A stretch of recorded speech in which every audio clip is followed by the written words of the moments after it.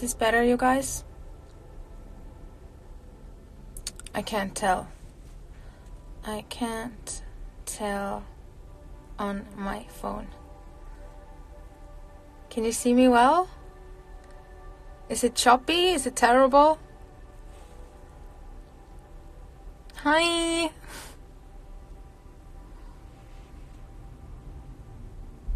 Can you see me well? Is it like smooth and the video?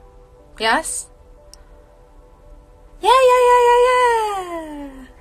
I see some very familiar names here. Serenity Oracle, Anastasia, Vitoro-san, Gert. What's your Gert is asking me what's my favorite song of Shadowworks. I think my personal favorite songs from Shadowworks are Mimicry and Giving Up the Ghost. And it's really crazy because I guess Mimicry and Savage is kind of like remained the way they were, or maybe the newer songs, but there are some songs that are like older that have kind of like been with me, and Giving Up the Ghost was one of the songs that I rewrote that song probably like 5 times from scratch because I just loved the concept. And first when I started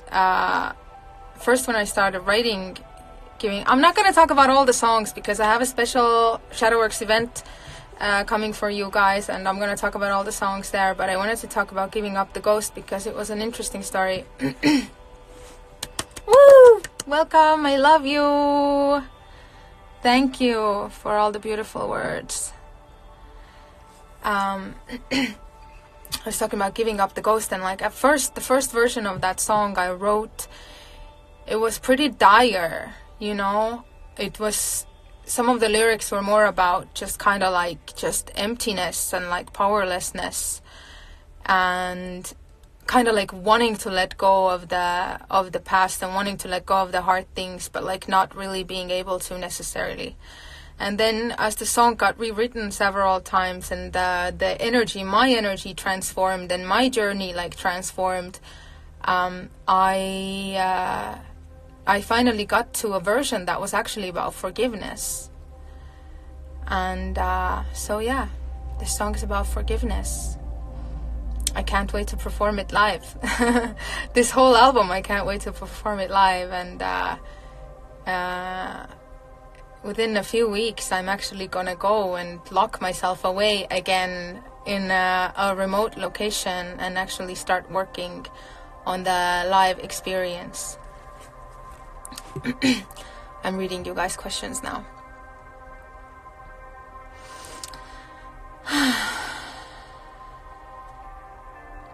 Will you do a US tour? I definitely want to tour this album everywhere. You know, like a few years ago, I actually started for the first time ever getting passionate about live performance. And just, you know, already created some of this music with the performance of it in mind, and how this whole thing needs to kind of be in a practical form. I'm very, very excited. Somebody's asking why it's called Shadowworks. Well, Shadowworks actually is a term that Carl Jung, one of like the leading fathers of modern psychology, came up with. And basically it means that you can't really be whole unless you know all of yourself. And I feel like in our society too, especially these days, it's just like, you know, everybody's on social media like advertising their best life, and basically, you know how they say that everyone's just kind of like showing their highlight reel and nobody's showing the moments where they're like face down in the mud and everything's fucked up. And also, you know, just pure like vulnerability and how like a huge part of our journey is actually like really difficult and painful, and learning lessons is often really painful. So basically shadow works is about exploring your, let's say, darker aspects then, or like the kinds of aspects that don't necessarily get an applause in the world. You know, when you listen to the song, or One, or Savages, or Everybody Bleeds the Same, you know, they're about defeat and they're about heartbreak. And mimicry, I think, is probably in its essence like the most vulnerable, dark song, because it's written about narcissistic abuse. Yeah, I have a lot I have a lot to tell you guys.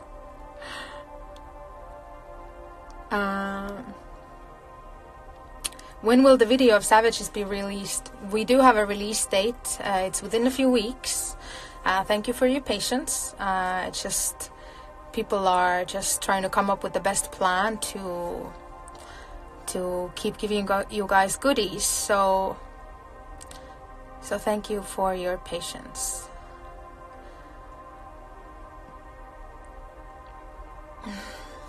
I'm reading you guys' questions.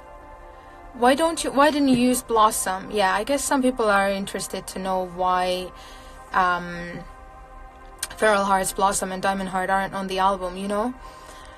Because I kind of already got that music out of my system, and I wanted to give you guys something new. And I know that only 9 songs are the kind of songs that actually have like lyrics and things. But for me, vocalscapes are an art form in itself, and an art form that I'm actually extremely passionate about.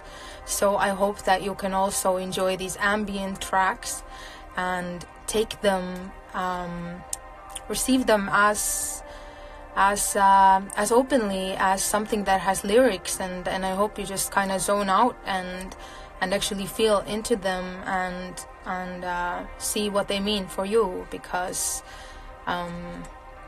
they're definitely, you know, like just sounds of my soul.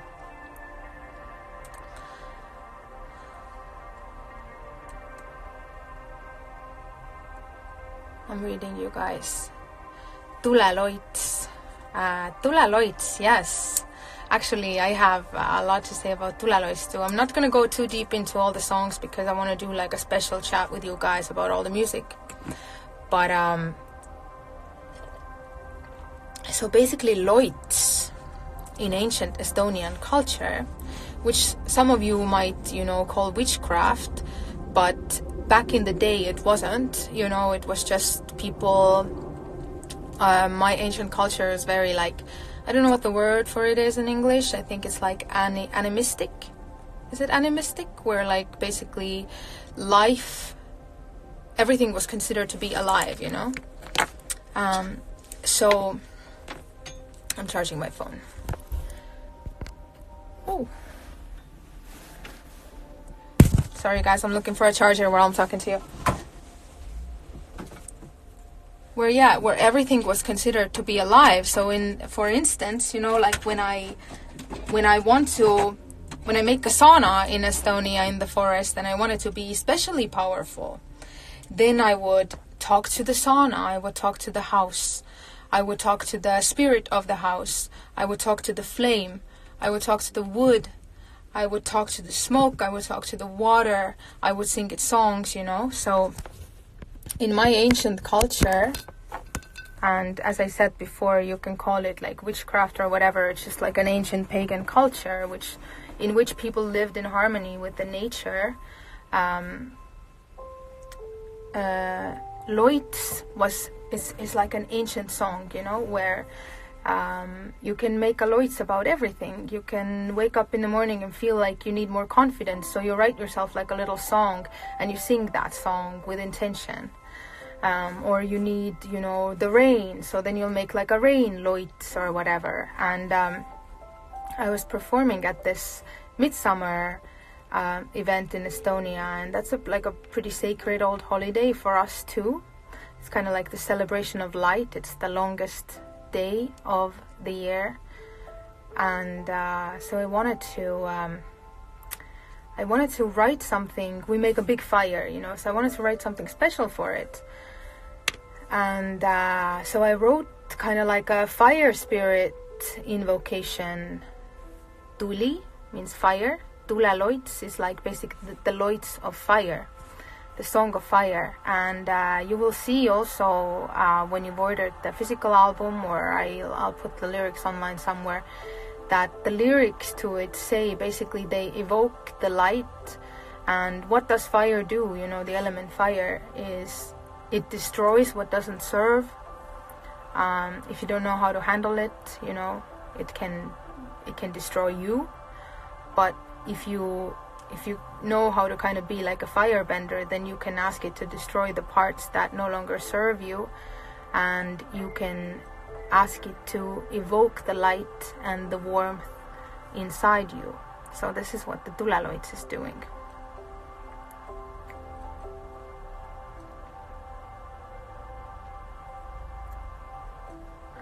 Somebody says, looking like a spy with that black hair. Yes. I felt like for shadow works, the transformation needed to be thorough.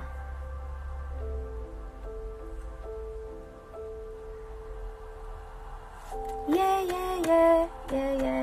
I am so happy. This honestly feels like just a huge, crazy relief. And I had just a weird thing happen in my house right now. This house was owned by this old lady who really loved it, and she planted like a huge oak tree in the backyard. And sorry you guys, I'm reading your questions, but I just want to tell this story real quick. She planted a big oak tree, and she just recently died, and today this whole crazy energy vibe is going on. So I just kind of actually sang her a loit of kind of like for her spirit to get light and to make peace with how beautifully she lived her life, and to just feel free to cross.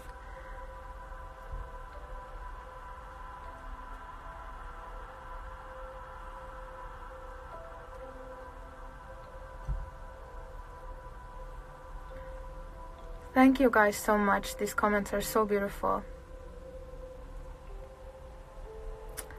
I am currently in LA, yes.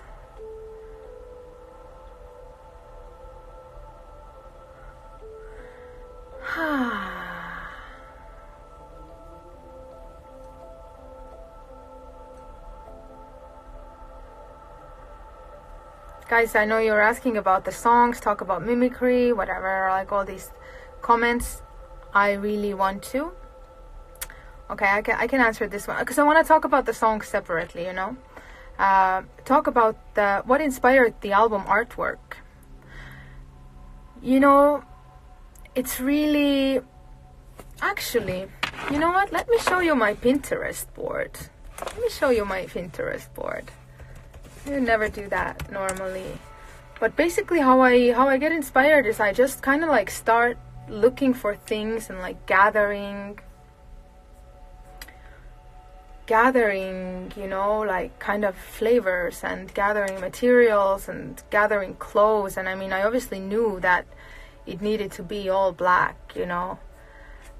And I wanted to be really emotional, and I wanted to be kind of like abstract or like surrealistic almost, where you'll also see in the Savages video, where I wanted to make it feel like you can't really tell like what era it is, or like what world is it like inside or outside. And I also really wanted it to sorry you guys, I'm scrolling here, I lost my train of thought a little bit. Obviously I wanted to feel a little bit like occult, and I wanted to play with black, with dark, you know. So you'll see in the artwork there's a lot of black on black on black on black, but I love just playing with the different textures to kind of create the 3D of it, and different finishes, you know, like glossy, matte, all of that. I can't find my board.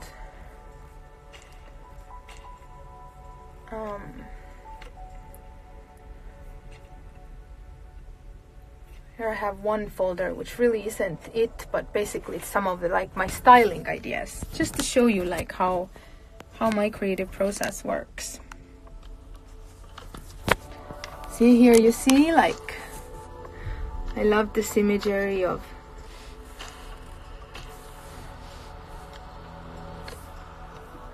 see what else we have here. Cyrus, I'm doing a Instagram chat.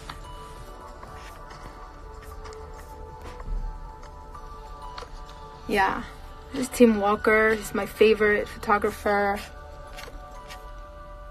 This was something that just, yeah. And I also